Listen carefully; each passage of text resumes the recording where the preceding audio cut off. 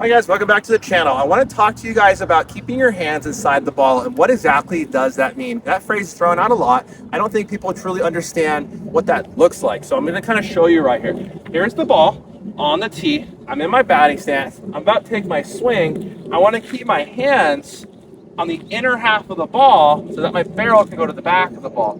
When my hands go out too early, we call it casting, we create this rollover effect and we don't hit the ball very well. It's going to be a weak hit, especially on the ground. So we have to practice keeping your hands inside the ball. So simply think about keeping your elbows and your hands as close to your chest for as long as you can before you extend the barrel through the ball. So that's the phrase, keep your hands inside the ball. The next one is knob to the ball, and it's very similar to keep your hands inside the ball. It's just simply another type of phrase that can help players swing the correct way. This here on your bat is called the knob, and what we do as a hitter is we try to point the knob at the ball so that your barrel can follow that path, because oftentimes, especially with the youth player, is that we swing underneath the ball, and when we swing underneath the ball, our knob is pointed up. Therefore, we swing up. If our knob is pointed down, we're going to swing down. We always try to teach swinging as level as we can, especially at the youth age. So what coaches often say is, hey, point your knob at the ball. Try to go straight at it so that you have a nice flat bat through the zone to increase your chances of making contact. That is knob to the ball. The next one is palm up, palm down. So when we get to the contact position, we really want your top hand palm facing up and your bottom hand palm facing down. Call it palm up, palm down. What's really important, and that does not get talked about enough, is that your grip actually has to be in the correct alignment when you are holding your bat. So if your knuckles are already misaligned when you make contact, you're at this kind of this awkward wrist position right here, which feels very uncomfortable, and it puts a lot of pressure on once you hit the ball on your wrist, and you don't want that. You want freedom with your hands and your wrists. So you need to make sure that you have what's called your knocking knuckles lined up. Point your index finger straight out. Once you got them lined up, close them, and then keep that grip.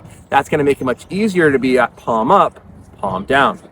The next phrase is called extension. So after you hit the ball, we need to keep our barrel going on that same plane for as long as you can before you follow through.